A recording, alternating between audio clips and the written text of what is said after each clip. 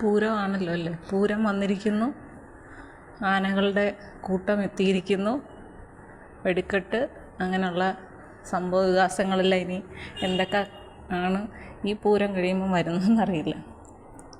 എന്തായാലും ഈ ആന എന്ന് പറയുന്നത് എപ്പോഴും ഒരു അപകടം തന്നെയാണ്. അതുപോലെ തന്നെയാണ് വെടിക്കെട്ടും. കാരണം ഇത് എന്താ പറയുക, ഒരു തീപ്പൊരിയിൽ തുടങ്ങുന്ന കാര്യമാണ്, അവസാനിക്കുന്നതും ആ തീപ്പൊരിയിൽ തന്നെയാണ് വെടിക്കെട്ടിനെ സംബന്ധിച്ച്.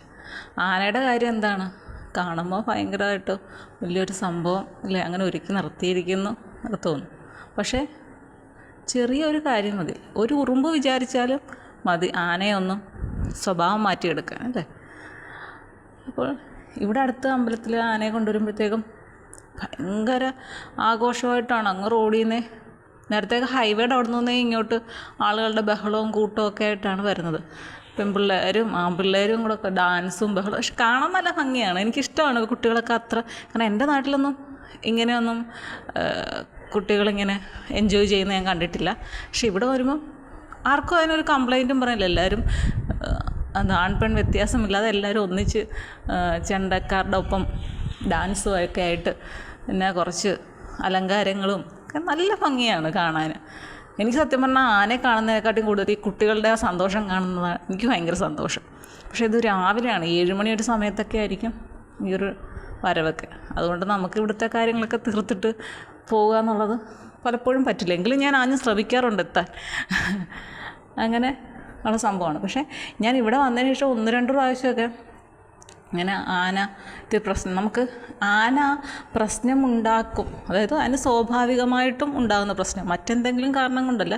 ഇപ്പോൾ അടുത്ത് നിന്ന് ആന കുത്തിയുന്നത് കൊണ്ടോ അല്ലെങ്കിൽ മറ്റ് തീവട്ടി എന്നുള്ള തീപ്പൊരി വീണിട്ട് അങ്ങനെയൊന്നും അല്ലാതെ അതിനൊരു മതമിളകുന്ന ഒരു സമയമുണ്ട്. ആ സമയമാകുമ്പോൾ ആനയുടെ സ്വഭാവത്തിൽ നല്ല മാറ്റം വരും. അപ്പോൾ ആന സ്വാഭാവിക അവസ്ഥയിലല്ല, ഇത്തിരി ദേഷ്യം ആണ്, ആനയുടെ സ്വഭാവത്തിൽ മാറ്റങ്ങളുണ്ട് എന്ന് നമുക്ക് പെട്ടെന്നറിയാവുന്നത് എൻ്റെ ഒരു വായനയിലൂടെ കിട്ടിയ അറിവെന്ന് പറഞ്ഞാൽ, ആന ഭയങ്കര സൈലൻ്റായിട്ട് നിൽക്കും.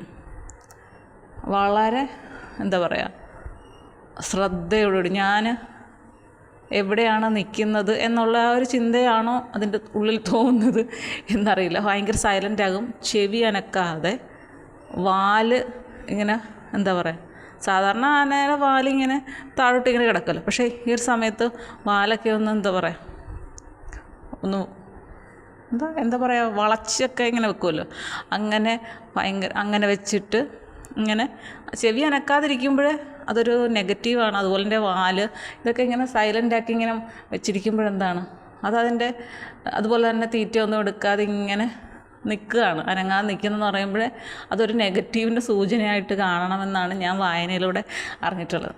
അപ്പോൾ ഒരിക്കലും ഞാൻ ഹസ്ബൻഡും ഒക്കെ ഇട്ട് അപ്പുറത്തെ അമ്പലത്തിൽ ഉത്സവത്തിന് പോയ ഹസ്ബൻഡിന് ഈ ആനയൊന്നും പേടിയില്ല.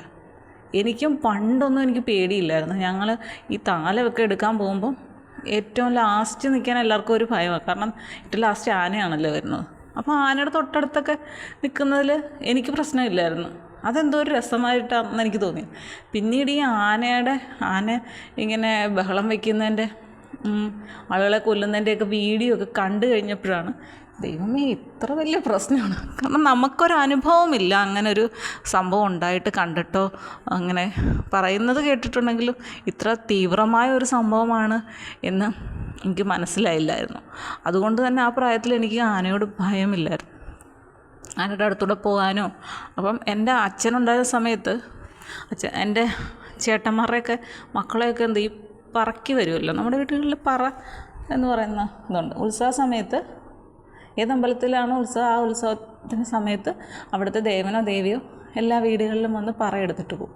അതായത് നെൽപ്പറ നമുക്കങ്ങനെ കൊടുക്കാം. അപ്പം നമുക്ക് നെല്ലില്ലെങ്കിൽ അവർ നെല്ലും കൊണ്ടുവരും, നമ്മൾ അതിനുള്ള പൈസ അടച്ചാൽ മതി. നമ്മൾ പറയും ചങ്ങഴിയും നാഴിയൊക്കെ നിറച്ച് അല്ലേ ഇങ്ങനെ കൊടുക്കുക എന്നുള്ളതാണ്. അപ്പം തിരുമേനി കാണും, അതിങ്ങനെ പൂജിച്ചിട്ട് നമുക്ക് ഇച്ചിരി പ്രസാദമൊക്കെ ആയിട്ട് തരും. അതാണ് ഇത്. അപ്പോൾ ആന വരുമ്പോഴത്തേക്കും അച്ചാച്ചനുള്ളപ്പോഴിങ്ങനെ ആനയ്ക്ക് പഴമൊക്കെ വാങ്ങിച്ചു വെച്ചേക്കും. പിന്നെ നമുക്കറിയാവുന്ന ചിലപ്പോൾ ആനക്കാരൊക്കെ ആയിരിക്കും, സ്ഥിരം അമ്പലത്തിൽ വരുന്നവർ, പിന്നെ അച്ചാച്ചൻ്റെ ബിസിനസ്സുമായി ബന്ധപ്പെട്ട് ചിലപ്പോൾ അറിയാവുന്നവരൊക്കെ ആയിരിക്കും. അതുകൊണ്ട് തന്നെ പിന്നെ ഇവർക്ക് ഈ ആനപ്പാപ്പാനൊക്കെ ഇത്തിരി പൈസ കൊടുത്തു കഴിഞ്ഞാൽ അവർ പല കാര്യങ്ങളുമൊക്കെ ഇങ്ങനെ സമ്മതിച്ചു കൊടുക്കുമല്ലോ, അങ്ങനെ ചെയ്യിക്കുക ഇങ്ങനെ ചെയ്യിക്കുക.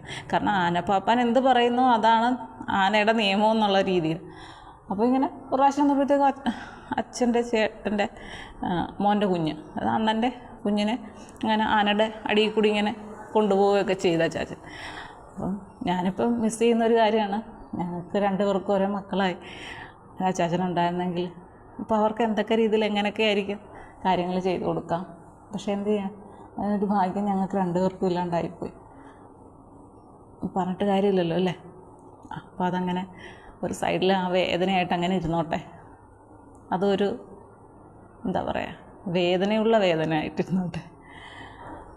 അപ്പോൾ അങ്ങനെ ആനയെക്കുറിച്ച് അതൊക്കെയാണ് എൻ്റെ മനസ്സിലുള്ളത്. പക്ഷേ ഇങ്ങനെയുള്ള വീഡിയോസ് കണ്ടു കഴിഞ്ഞപ്പോൾ എനിക്ക് ഭയങ്കര ഒരു ഭയമാണ്. അപ്പോൾ ഞങ്ങളിങ്ങനെ ഉത്സവത്തിന് പോകുമ്പോൾ ആനയുടെ അടുത്തൊക്കെ പോയി ഇരിക്കത്തുള്ളൂ. ഞാൻ പറയും, എൻ്റെ ദൈവമേ ഇതെങ്ങാണോ ഒന്ന് തല കുലുക്കിയാൽ അടുത്ത് നിൽക്കുന്നവരെല്ലാം ഓടും. കൂടുതലും അപകടം സംഭവിക്കുന്നത് വെച്ചാൽ ഈ പേടിച്ച ആളുകൾ ഓടുമ്പോൾ തട്ടി വീണ് അവരെ ചവിട്ടി ഓടി അങ്ങനെയൊക്കെയാണ് കൂടുതൽ അപകടം സംഭവിക്കുക ആളുകൾക്ക്. അപ്പം ആനയൊന്നും ഇതെല്ലാം ഇത്തിരി നേരം ആന അവിടെ കിടന്നൊന്ന് അനങ്ങി ബഹളം വെച്ചതിന് ശേഷം എന്താണ് ഓടാനുള്ള തയ്യാറെടുപ്പ് എടുക്കുള്ളൂ എന്നാണ്. കാരണം ആദ്യമൊന്നും അത് ദേഷ്യത്തിലാണെന്നൊന്ന് തലയൊക്കെ കുലുക്കി മുകളിലുള്ളവരെയൊക്കെ താഴെ ഇട്ട് കഴിഞ്ഞിട്ടൊക്കെ ആയിരിക്കും മിക്കവാറും ഓടാൻ തുടങ്ങുന്നത്. അപ്പോൾ ആ സമയത്തിന് നമുക്ക് പെട്ടെന്ന് നോക്കും, പിന്നെ മാറാവുന്നതാണ്. പിന്നെ ഒരു കാര്യമെന്ന് പറഞ്ഞാൽ ആനയ്ക്ക് അതിൻ്റെ അത്രയും വലിയ ശരീരം വെച്ചുകൊണ്ട് ഓടുന്നതിനൊരു പരിധിയുണ്ട്. പിന്നൊരു കാര്യം, അതിലൊരു ട്വിസ്റ്റ് എന്ന് പറയുന്നത്, നമ്മൾ ആ ഓടുന്ന സ്പീഡും ആന ഓടുന്ന സ്പീഡും വ്യത്യസ്തമാണെങ്കിലും എന്താണ് വലുപ്പത്തിൽ ആനയല്ലേ വലുത്, അപ്പോൾ ഇത്തിരി സ്പീഡൊക്കെ ആനയ്ക്കും വരും. പിന്നെ പറയുന്ന കേൾക്കാം, ആന നേരെയാണ് ഓടുന്നത്, ആനയ്ക്ക് വളഞ്ഞോടാൻ അറിയത്തില്ല.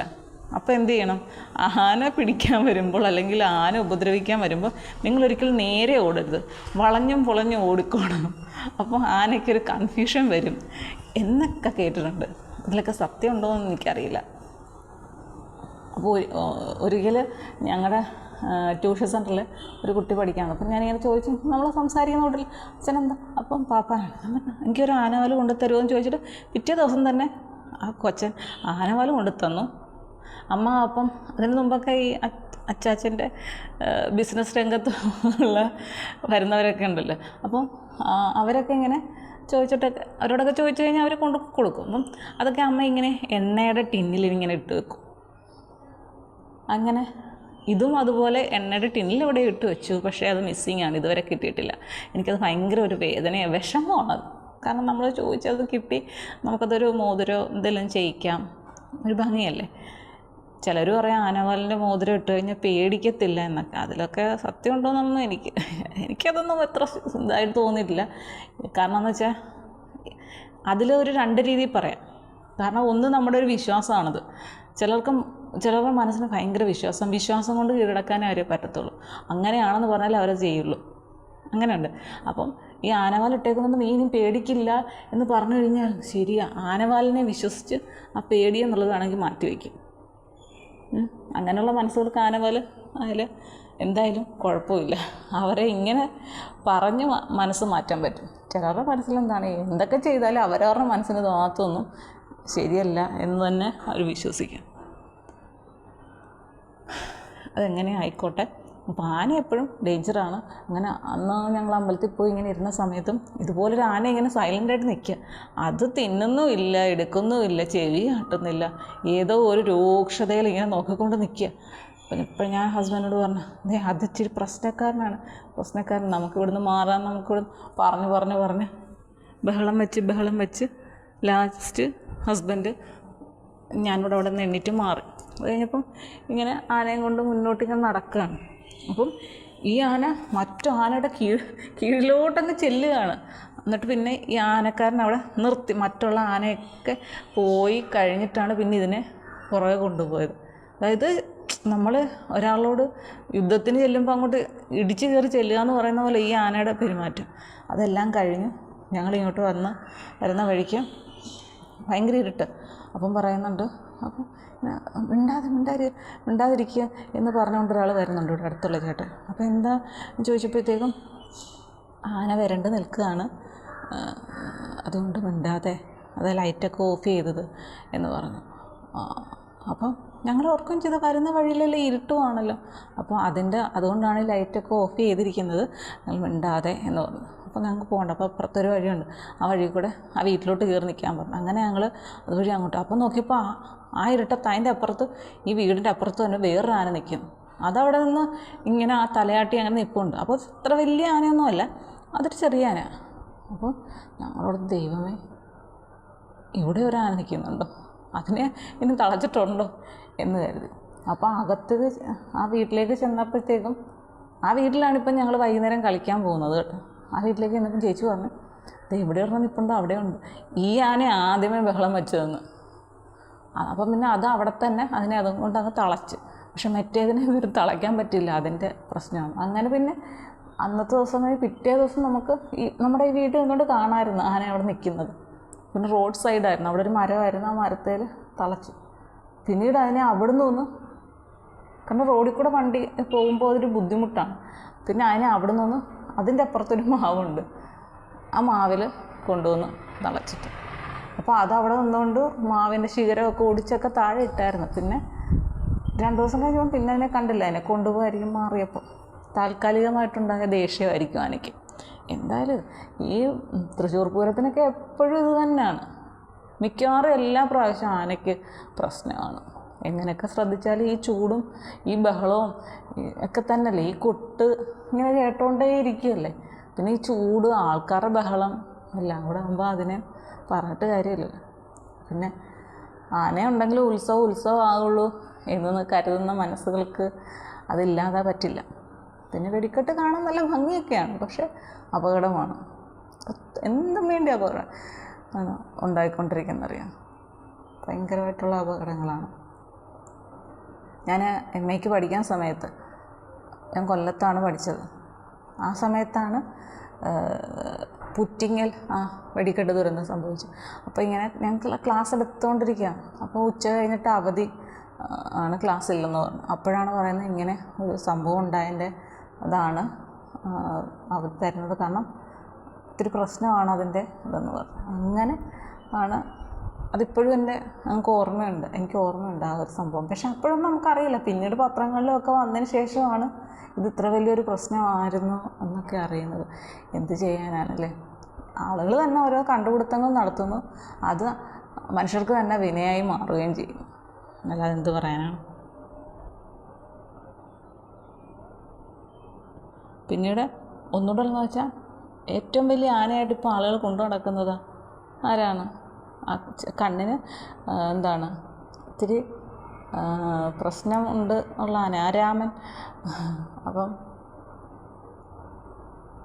ആ ആനയ്ക്ക് നമുക്ക് ആ ആനയെ കാണുമ്പം തന്നെ അറിയാം എന്തോ ഒരു പ്രശ്നമുള്ളതായിട്ട് ആ ഒരു ഫീൽ അതിൻ്റെ മുഖത്തുള്ളതായിട്ട് എനിക്ക് തോന്നാറുണ്ട്. പിന്നെ ആനയെ കാണുമ്പം നല്ല ഭംഗിയൊക്കെയാണ് അല്ലേ. എന്നെ സംബന്ധിച്ച് ആനയുടെ ഭംഗിയെന്ന് എനിക്ക് തോന്നുന്നത് ആ ഒരു കറുപ്പ് നിറമല്ലാതെ വേറൊരു കളറുണ്ടാവുമല്ലോ, ഇങ്ങനെ ഇത്തിരി വെളുത്ത് വരുന്നത്, അതും കൂടെ ഒക്കെ ചേർന്ന് വരുന്ന ആനയെ കാണാനാണ് നല്ല ഭംഗി. അല്ലെങ്കിൽ പിന്നെ നല്ല കറുപ്പായിരിക്കണം, ഒരു പ്രത്യേക ഭംഗിയുള്ള കറുപ്പുണ്ട്. അപ്പം തെച്ചിക്കോട്ടുകാവ് രാമചന്ദ്രൻ ഇപ്രാവശ്യം പൂരത്തിനില്ല എന്ന് പറയുന്നുണ്ടായിരുന്നു കഴിഞ്ഞ ദിവസം.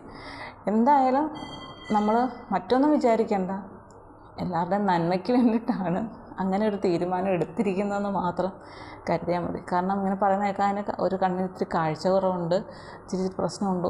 കഴിഞ്ഞ പ്രാവശ്യമൊക്കെ എത്ര പേരുടെ ജീവനെടുത്ത ആനയാണത്, എന്നാലും അതിന് ഭയങ്കര ഡിമാൻഡാണ് അല്ലേ. എന്തായാലും ആന എപ്പോഴും നമ്മൾ ഒന്ന് കരുതിയിരിക്കേണ്ട സംഭവം തന്നെയാണ്. ആനയ്ക്ക് ഈ ഒരു ലക്ഷണങ്ങളുണ്ടല്ലോ, ഇത്ര നഖങ്ങൾ ഇല്ലേ, പിന്നെ തുമ്പിക്കൈയുടെ ആ നീളത്തിൻ്റെതും തലയെടുപ്പ്, അങ്ങനെയൊക്കെ കുറേ കാര്യങ്ങളൊക്കെ വെച്ചിട്ടാണ് ഈ ആനയുടെ ഭംഗിയെ കാൽക്കുലേറ്റ് ചെയ്യുന്നതൊക്കെ. എന്തായാലും എങ്ങനെയൊക്കെ കാൽക്കുലേഷൻ ചെയ്താലും ഇത് ഉണ്ടാക്കുന്ന ജീവി തന്നെയാണ് അല്ലേ. മൃഗങ്ങൾ എന്ന് പറയുന്നത് എപ്പോഴും വിവേകമില്ലാത്ത ജീവികൾ തന്നെയാണ്, ശരിയല്ലേ.